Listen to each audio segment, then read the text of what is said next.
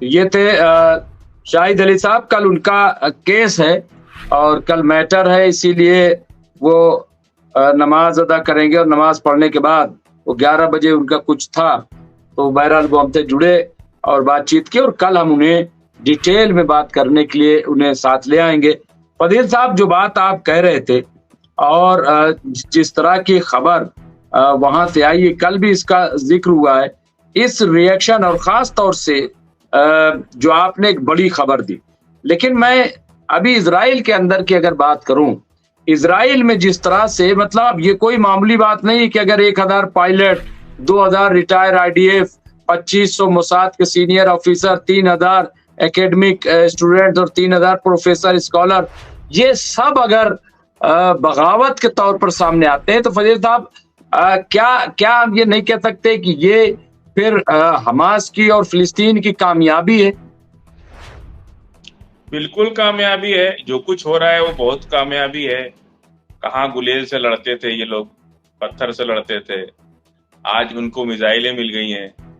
और वहां के इजराइल के डिफेंस बड़े अधिकारी, ब्रिगेडियर रैंक के, उन्होंने डायरेक्ट नेतन्याहू से कह दिया कि अभी हम लोग तैयार नहीं है लड़ने के लिए, और गजा पे अगर कंट्रोल करना है तो कम से कम 3 साल का टाइम चाहिए।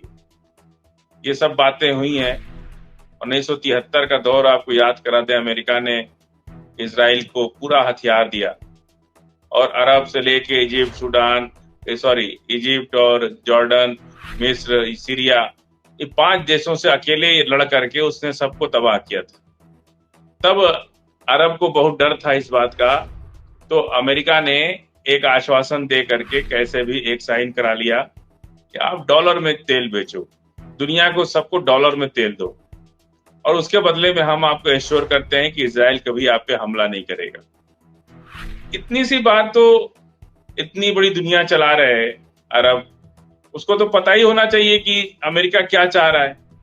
पर्ल हार्बर पे जब जापान ने पूरा टिड्डियों की तरह अपनी सारी एयरफोर्स लेकर के और इतना बड़ा हमला किया कि अमेरिका की नींव हिल गई, तब जाके अमेरिका ने नागासाकी पे परमाणु बम मारा और उसके बाद क्या कह दिया कि तुम छोड़ दो ये सब बात, हमने और हम तुम्हारी सुरक्षा करेंगे।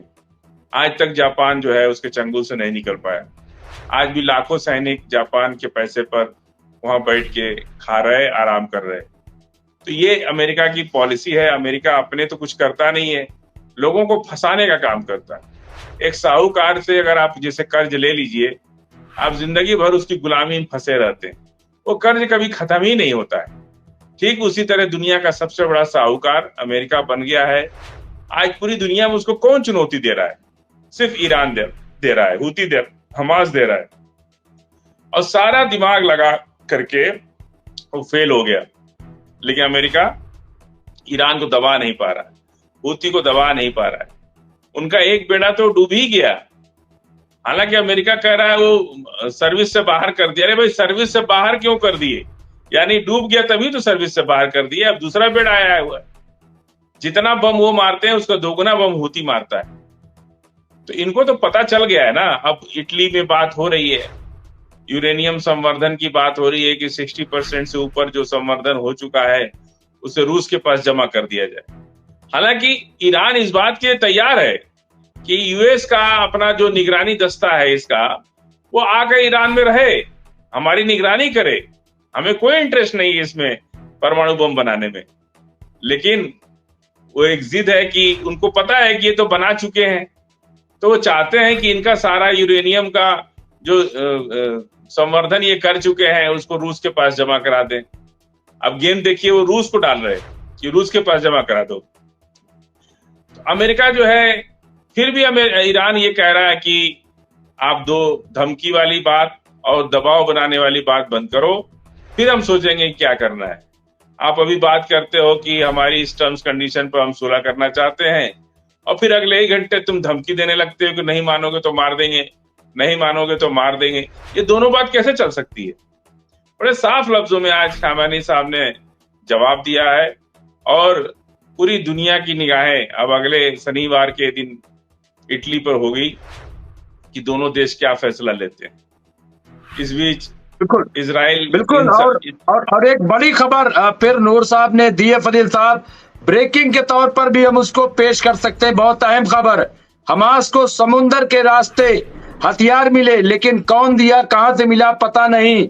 फजील साहब देखिए, आप जो बात कहते आ रहे हैं, आज देखिए ये खबर नूर साहब ने दी है कि समुंदर के रास्ते हथियार मिले, लेकिन कौन दे रहा है, कहां से आ रहा है, कुछ पता नहीं चल पा रहा है। फजील साहब, आप शायद आपको याद ना हो, लेकिन मुझे याद है, और मैं एक एक बातें बहुत नोटिस करता हूं, मैं उसे संभाल के रखता हूं जब कोई बहुत बड़ी बात, अलग सी बात कही जाती है। और ये बात आप कहते रहे कि देखिए कौन कहां से क्या कर रहा है, किसी को कुछ पता नहीं है, वहां सब कुछ पहुंच रहा है। फजील साहब, ये तो बिल्कुल आ गई, खबर आ गई फजील साहब। हाँ, तो अब मुबारकबाद दीजिए मुझे, और क्या कीजिएगा। अब मैंने जो भी बात कही आपसे, जो लोग आंसू बहाते थे कि वहां पे खाना नहीं पहुंच रहा है, दवाई नहीं, हमने कहा अरे भाई, जब हथियार पहुंच रहा है तो खाना दवाई क्यों नहीं पहुंचेगा। कोई अपने उन फिलिस्तीनियों को जिंदा रखने के लिए लड़ाई हो रही है ना, कि उनको मार देने के लिए लड़ाई हो रही है। जो लोग हथियार दे रहे हैं वो खाना भी दे रहे हैं, ऐसा नहीं है। हाँ, ये जरूर है कि आप जिस तरह से हम लोग यहाँ खा रहे, दुनिया के मुसलमान जिस तरह से खा रहे उस तरह से नहीं वो लोग खा रहे, जिंदा रहने भर को ही खा रहे। वक्त अभी ये उनकी किस्मत में, ये मुफलिसी अल्लाह ने उनकी किस्मत में दी है। बाकी लोग को ये मौका मुसलमानों को नहीं दिया अल्लाह ने कि वो अपने मस्जिद अक्सा के लिए कुछ कर सकते। ये दुनिया का मुसलमान महरूम है अल्लाह की इस नेमत से, अल्लाह की इस दौलत से महरूम है कि आप मस्जिद अक्सा के लिए कुछ नहीं कर पा रहे सिवाय दुआ के और बातें करने के। ये तो फिलिस्तीन के लोगों की अल्लाह की देखिए नेमत है, जो फिलिस्तीन के लोग अपनी जान की बाजी लगा करके मस्जिद अक्सा की लड़ाई लड़ रहे हैं। ये उन अल्लाह की नेमत है उनके ऊपर कि वो शहीद हो रहे, उस शहादत का मौका उनको अल्लाह दे रहा है, बाकी लोगों को ये मौका नहीं मिल रहा है। इसलिए मैं कहता हूं कि फिलिस्तीन बात फिलिस्तीन की जमीन की नहीं है, बात मुकद्दस ईमान की है, हमारे अपनी आस्था की बात है, दुनिया भर के मुसलमानों की मोहब्बत की बात है। आखिर मस्जिद अक्सा पहला किबला, दुनिया का कौन मुसलमान है जिसको प्यारा नहीं होगा। आज पूरी दुनिया का मुसलमान उसके साथ खड़ा है, सभी लोग, राजा भी खड़े हैं, लेकिन राजाओं की अपनी कुछ मजबूरियां होती जिसके चलते वो नहीं बोल पा रहे। लेकिन आज न्यूज आ गई, नूर साहब को बहुत मुबारकबाद, कम से कम ये बात तो समझ में आई कि समुंदर का रास्ता भी तो खाली है आने के लिए। तो आज वो भी बात आ गई, अभी और भी बातें आएंगी। अब 2 दिन पहले ये खबर भी आई थी कि हिजबुल्लाह की भी सप्लाई लाइन तैयार हो गई, वहां पर भी चीजें पहुंचने लगी हैं। और फजील साहब, आपके लिए तबरेज आलम सिद्दीकी साहब लिखा है, mister Fazil is much too politically matured, most of his observation and forecast are based on facts। ये आपके लिए उन्होंने ये बात कही, और मैं समझता हूं कि जब भी इस तरह के जुमले आते हैं, अभी जो दोस्त ग्रुप हमारा न्यूयॉर्क है उसने भी बड़ी तारीफ की और ये कहा कि नजर न लगे, शाहिद अली साहब हैं, फजील साहब हैं, हम हैं, तो ये बहुत अच्छा। और किसी ने लिखा बड़ी अच्छी, तो बड़े अच्छे कमेंट्स आ रहे हैं, बहुत सारे लोग जुड़ गए हैं। आज आपको नींद नहीं आएगी, मुझे यकीन है। तो बात जो है, अब यहाँ नूर साहब ने फिर कहा है, उन्होंने कहा है कि ये इजराइल की तरफ से ये दावा आया है कि हमास हारा नहीं है, बल्कि पहले के मुकाबले और मजबूत हुआ है। ये बात देखिए फजील साहब, हम लोग जो बात कर रहे हैं असल में, मुझे लग रहा है कि हम लोग जो फैक्ट्स हैं, जो चीजें खबरें आ रही हैं, उनको कनेक्ट करके एक हम लोग कोलाज बना दे रहे हैं, मुझे लग रहा है। इसके अलावा और हमारा क्या है फजील साहब? देखिए, इजराइल, हर चीज का एक जवाल का वक्त होता है, इजराइल के जवाल का वक्त अब है। अगर पहले ये मान जाते, अमेरिका पहले इजराइल को, देखिए अमेरिका की एक बड़ी खास आदत है कि वो तब तक आपको यूज करता है जब तक उसकी बैटरी आपके रखी हुई है। जिस दिन उसको लग गया कि अब ये आदमी मेरे काम का नहीं, ये कंट्री मेरे काम का नहीं, दूध की मक्खी की तरह निकाल के फेंक देता है अमेरिका शायद इसीलिए इतने दिन से राजा बना बैठा है, क्योंकि इमोशंस के साथ नहीं आप आगे बढ़ सकते। अमेरिका इजराइल को लेकर के जिस जद्दोजहद में फंस चुका है कि मिडिल ईस्ट कभी 1973 में साथ दे करके इजराइल के बहाने मिडिल ईस्ट पर कब्जा किया अमेरिका ने। आज मिडिल ईस्ट उसी इजराइल के चलते अमेरिका के हाथ से छूट रहा है। और ये बात ट्रंप को समझ में आ गई है कि इजराइल के चलते मिडिल ईस्ट हमारे हाथ से छूट रहा है और चाइना और रूस उसका फायदा उठा रहे हैं। ये बात अमेरिका इतना इतना दबे लहजे में धमकी दे रहा है, नहीं तो अब तक तो ईरान पे हमला कर देता। कैसे 3 दिन के अंदर इराक पे कब्जा कर लिया, गद्दाफी साहब को खत्म कर दिया, इराक पे कब्जा कर लिया, यासिर अराफात साहब का कैसे शहादत हुआ। ये सब अब वो चीजें टाइम खत्म हो गया। अब इनको जवाब मिल रहा है, और जवाब देने के साथ साथ ये सारी कंट्रियां उनको टेबल पे बैठने के लिए मजबूर कर रही हैं। सबसे बड़ी बात ये होती है कि टेबल पे बैठने के लिए मजबूर हो रहे, नहीं तो कहां अमेरिका किसी से पहले बात करता था। वो तो अपने मिसाइलों का जखीरा खोल देता था, उसकी मिसाइलें बात करती थी, वो कहां बात करते थे। अमेरिका का ये जवाल भी शुरू हो गया है। अगर नहीं समझे तो अमेरिका भी मिट जाएगा। ये तो पक्का जान लीजिए, मिडिल ईस्ट की लड़ाई पूरी दुनिया का कैलेंडर बदलने वाली है, पूरी दुनिया का तस्वीर बदलने वाली है। अगर ये लोग नहीं माने और लड़ाई छिड़ी तो इसका अंजाम बहुत दूर तक जाएगा। और यूरोपीय यूनियन अमेरिका से खिलाफ हुआ बैठा है और वह मौके की तलाश कर रहा है। अमेरिका चारों तरफ से घिर जाएगा और लड़ नहीं पाएगा यहाँ पे जी। और यही लग रहा है, हालांकि खबरें जो आती जिस तरह के फजील साहब, वो इस तरह दे रहे हैं कि खाड़ी देशों में पहुंचा अमेरिका का दूसरा परमाणु एयरक्राफ्ट कैरियर 75 फाइटर जेट से लैस, ईरान पर अब होकर रहेगा हमला। इस तरह की जो बातें सामने आती फजील साहब, आपने फैक्ट बताया कि दरअसल जो पहला वो था अमेरिका खाड़ी देशों में पहुंचा अमेरिका का दूसरा परमाणु एयरक्राफ्ट कैरियर, तो पहले वाला तो डिस्ट्रॉय हुआ, एक तरीके से उसको हटाना पड़ा। लेकिन क्या जी वो डूब गया है। ये लोग उसको छिपा रहे हैं, इसको वहां से लेके गए लेकिन रास्ते में वो डूब गया है। अब कह रहे हैं कि उसको आउट ऑफ डेटेड कर दिया उन लोगों ने। तो अगर नहीं भी डूबा है तो स्क्रैप में चला जाएगा, पर खत्म तो हो गया ना वो। अब दूसरा बेड़ा आया है, उसका नाम था क्या, कुरियन क्या नाम था। अब दूसरा बेड़ा आया है, तब से तो कोई हमला होती तो हुआ नहीं तो ये भी चला जाएगा। अब तो बेड़ा को मार देना तो सबसे बड़ा बेड़ा है, बेड़ा गर्क करने वाला ही बेड़ा है। अमेरिका को पूरा दुनिया के अंदर अमेरिका की थूथू हो गई। हूती से ये उम्मीद नहीं थी कि वो उसके वारशिप को उड़ा देगा। बाइडेन ने कम से कम कुछ नहीं किया तो अपना वारशिप तो बचा के रखा था। इन्होंने तो आते आते वारशिप डुबवा लिया अपना।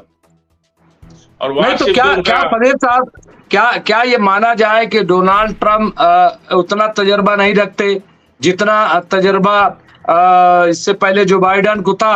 हालांकि उन्होंने भी हिमाकतें की थी, लेकिन उनको देखने के बाद कि 17 महीने की जंग में अमेरिका कुछ नहीं बिगाड़ पाया, तो फिर भी ये आगे कर रहे हैं।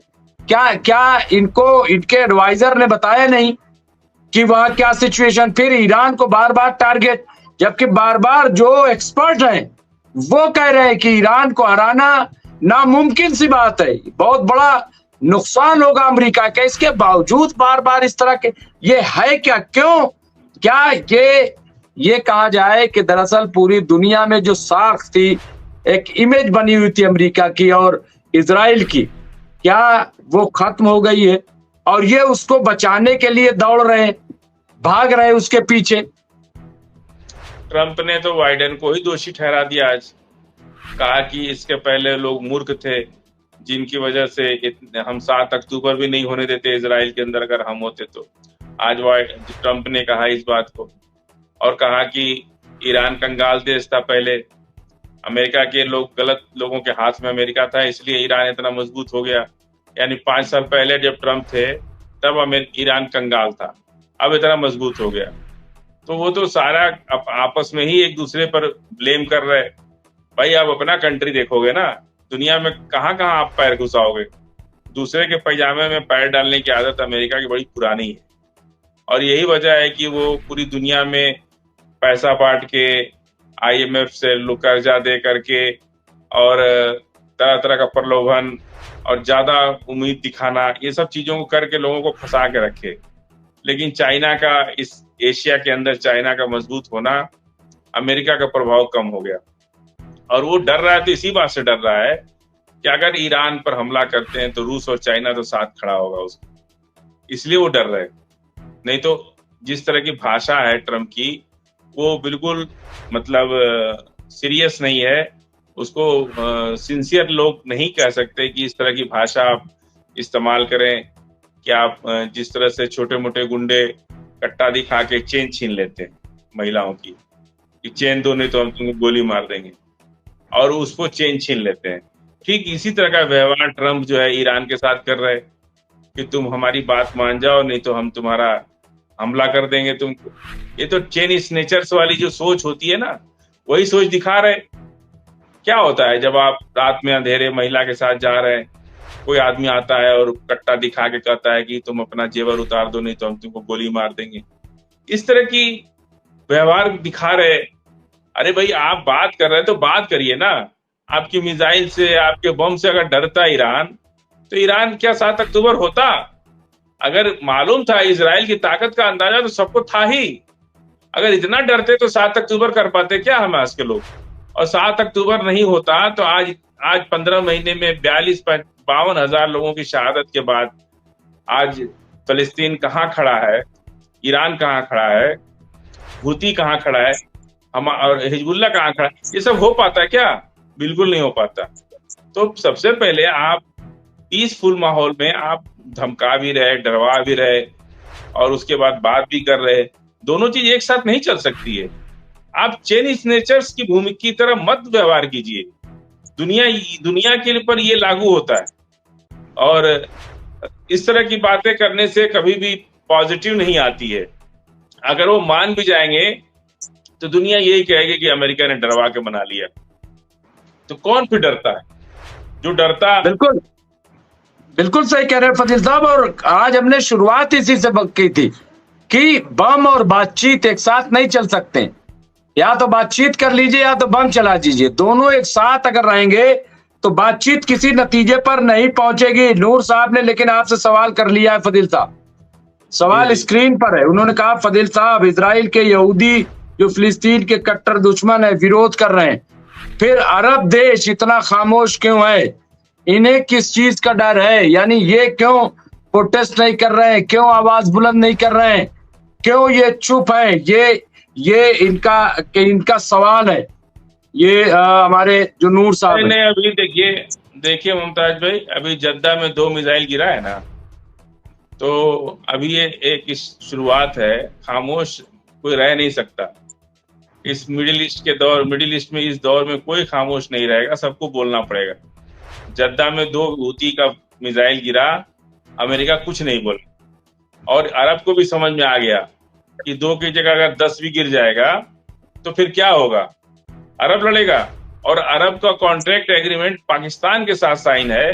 पाकिस्तान की सेना लड़ेगी फिलिस्तीन के खिलाफ, कोई लड़ेगा मुसलमान। समझिए इस बात को। तब जाकर के अरब ने ये कदम उठाया है कि साफ साफ 2 टूक में कह दिया कि भाई, हाँ, कोई अरब देश जितना भी इनका बेस है, अमेरिकन बेस, मिलिट्री बेस, कोई भी अपनी जगह का इस्तेमाल नहीं होने देगा। अगर होने देगा तो उसके सामने बहुत बड़ी मुसीबत आ जाएगी। अवाम का गुस्सा झेलना पड़ेगा, जो आसान नहीं है झेल पाना आज के दौर में। तो इसीलिए सब चीजें तो हुई ना। 2 रॉकेट जद्दा पे गिरे 2-3 दिन पहले, अमेरिका कुछ नहीं बोला उसके लिए, उसको बोलना था ना। तो क्या ये लड़ाई अरब वर्सेस हूती होगी या अरब वर्सेस ईरान होगी? और अरब ने इस माहौल में अगर इतना बड़ा कदम उठा लिया कि उसको एग्रीमेंट को रिन्यूअल नहीं किया कि हम आपकी करेंसी डॉलर में तेल बेचने को मजबूर नहीं है, तो आप समझ सकते हैं कि बातें कहां से हो रही है। हाँ, एक चीज है कि गुलामी की आदत जल्दी जाती नहीं है। गुलामी, जिस तरह से आप कोल्हू का बैल गांव में आप उसको रस्सी में बांधिए या नमक बांधिए, वो कोल्हू की तरफ जाके गोल गोल घूमने लगता है। उसको कुछ करना नहीं पड़ता, वो कोल्हू को देखते ही गोल गोल घूमने लगता है। ये जो गुलामी की आदत इंसान के अंदर पड़ जाती है ना, ये थोड़ा धीरे धीरे जाती है। लाओ गले जी में जी, हो रहा। कुछ बोल रहे हैं मुमताज भैया? हाँ, जी नहीं नहीं, मैं ये कह रहा हूँ कि फिरोज खान साहब का एक बयान आया है और उन्होंने कहा है कि अ, मुमताज भाई, वो अमेरिका के 200 लोग का क्या हुआ जो गाजा में गुम हुए थे। ये जो फजील साहब, देखिए सिर्फ गाजा के नहीं, जो बात देखिए बार बार वही बात आ जाती है कि आप जिस चीज को उठाते हैं, जिस चीज की बात करते हैं, आपने कहा था कि इजराइल के बहुत सारे फौजी हमास में कैदी बने हुए। देखिए इतना बड़ा प्रोटेस्ट, मेरे ख्याल से इतना बड़ा एहतजाज अब महज 50 लोगों के लिए मेरे ख्याल से नहीं है। और अमेरिका जिस तरह से बातचीत कर रहा है, तो ये 200 लोगों का मसला नहीं है, बहुत बड़ा कुछ यहाँ पे है जो ना तो इजराइल बता रहा है ना अमेरिका। आपने इसकी निशानदेही बहुत पहले फजील साहब कर दी थी। तो क्या लग रहा है कि ये जो बातचीत, बार बार बातचीत करने की कोशिश होती है, लेकिन नितिन याहू पीछे हट जाते हैं। नितिन याहू जो है वो कहते नहीं, वो हथियार रख दें। आपने इस पे भी कहा था कि ये कौन सी बात हुई, ये कैसे मुमकिन है फजील साहब? नहीं, वो एक बाल बचाने वाली बात है।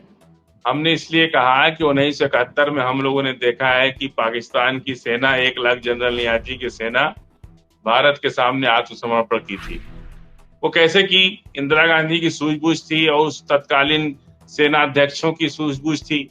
उन्होंने सुरंग बना करके और वहां तहखाने में छिपे बैठे थे 1 लाख लोग, और जब पंपिंग सेट से पानी भरना शुरू कर दिया और जब पानी नाक तक पहुंच गया तो हथियार ऊपर करके वो बाहर आए।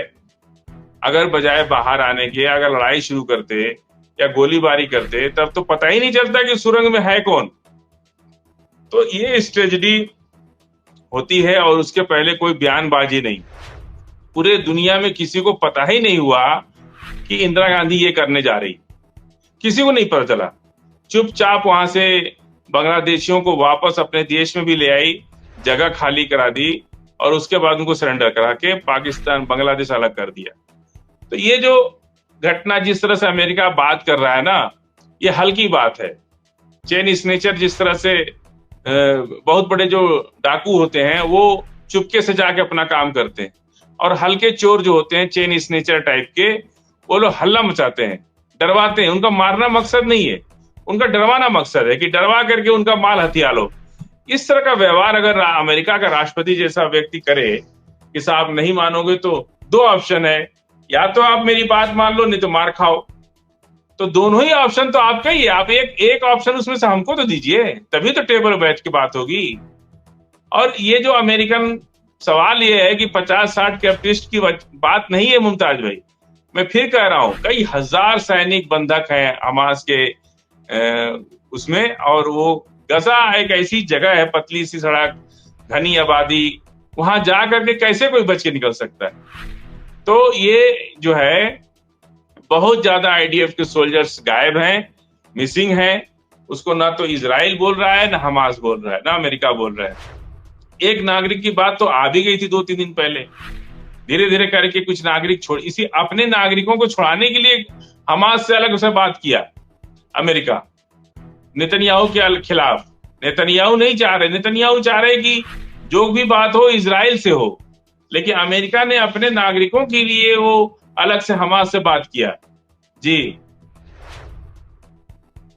बिल्कुल फदील साहब। और मोहम्मद मुन्ना साहब है, उन्होंने लिखा है फदील साहब इज ग्रेट।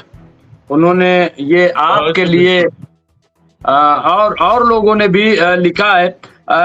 यहाँ जयदीप सिंह मुंदेला साहब ने 2-3 अपडेट दी है। एक तो ईरान के ताल्लुक से इन्होंने अभी कहा है कि विशेषज्ञ बता रहे हैं कि ईरान का बाबर 373 अमेरिका के F-35 का इंटरसेप्ट कर सकता है। ये जो ईरान के पास जिस तरह की ताकत, और यहाँ पे देखिए एक और विटकॉफ जो है यूएस के फुल क्या है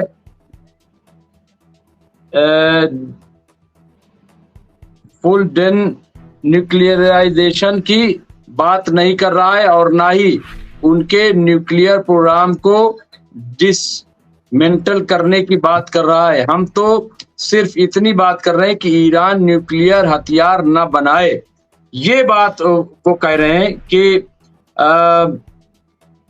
तो और देखिए इसमें एक और लफ्ज आया था फजील साहब शुरू में कि मैं 2-3 चीजें जो हैं, हाँ ये एक और जदीद साहब ने ही कहा था कि ईरान ने यूएस के उस प्रस्ताव को नामंजूर कर दिया है जिसमें कहा गया है कि ईरान को अपना यूरेनियम स्टॉक रशिया में रीलोकेट कर लेना चाहिए। इस तरह की बातें जो न्यूक्लियर, हालांकि आपने ये कहा कि देखिए अब ये सब बातें कोई मायने नहीं रखती हैं, न्यूक्लियर का इस्तेमाल कोई करने वाला नहीं है क्योंकि हर सबके पास कहीं ना कहीं है, ये कोई अब बहुत बड़ी चीज नहीं।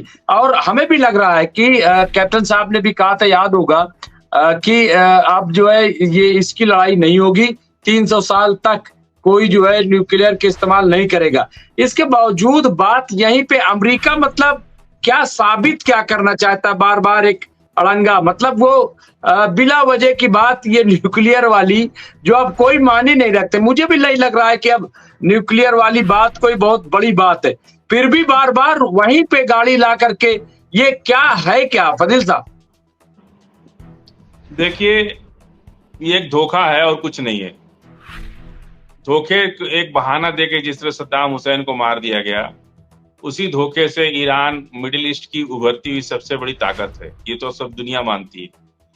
तो वो ताकत किसके लिए चुनौतीपूर्ण है? इजराइल को इतना बड़ा सपोर्ट कर रहा है सिर्फ तेल के लिए ना। अपेक कंट्री क्यों जब अपना प्रोडक्शन कम कर दे रहे हैं तो इन लोगों को भारी पड़ रहा है।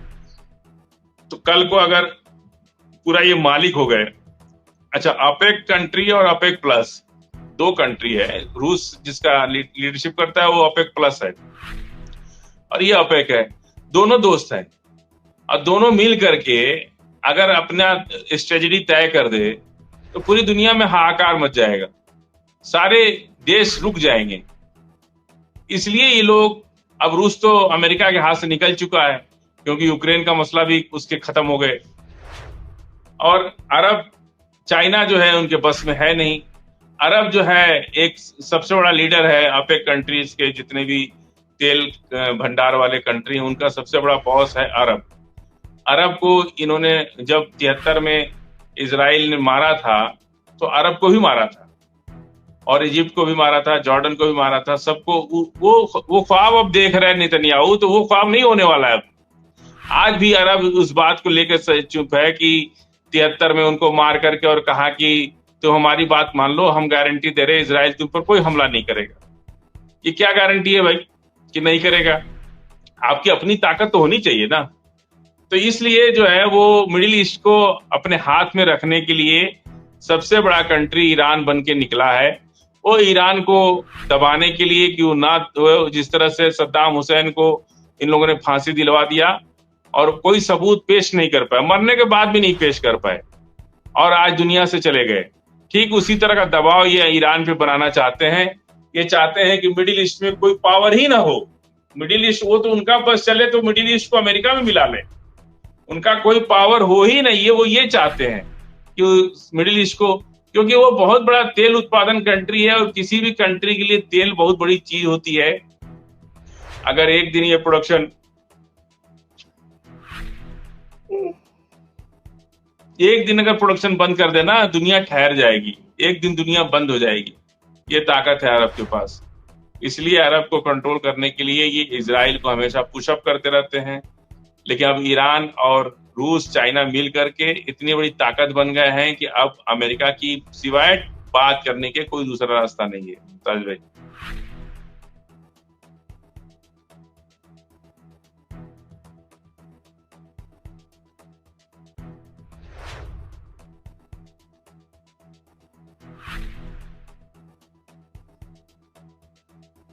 आवाज बनती तो यहीं पे बात को रोकते हैं फजील साहब, और यहीं पे चूंकि अभी टाइम है लेकिन फिर भी चूंकि तकरीबन सारी बातें आ चुकी हैं और आपने आज एक बहुत बड़ी अपडेट सऊदी के ताल्लुक से दी है, और मैं भी कभी निगेटिव बहुत ज्यादा नहीं सोचता। और मैं, आपको याद होगा फजील साहब कि मैं शुरू से एक बात कहता आया हूँ कि देखिए ईरान और सऊदी में बड़ा फ़र्क है और वहाँ की पॉलिटिक्स, वहाँ की पॉलिसी बिल्कुल मुख्तलिफ थी।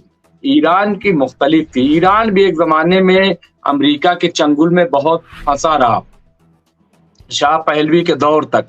लेकिन वहाँ जब इंकलाब आया तो चीज़ें बदल गईं। तो इस तरह से चीज़ें होती हैं। आज आप देखिए टर्की में लोग सड़कों पे उतरे हुए हैं, तमाम इस तरह की चीज़ें सामने आती हैं तो हालात बदलते हैं। बहरहाल आपने कहा आज जो अपडेट दी कि वो डील जो अमेरिका से होती थी डॉलर में पेट्रोल वाली, वो रिन्यूअल नहीं हुई। मैं समझता हूँ कि ये आज की सबसे इम्पोर्टेंट, सबसे बड़ी खबर है। इसके क्या असरात यही होंगे इस पर हम यही कल आप इंट्रो यही लगाइएगा। जी, जी। यही मुझे लग रहा है कि बहुत बड़ा और कल हम इस पे बकायदा और उनकी ऑफिशियल वेबसाइट पे भी आ चुका है ये।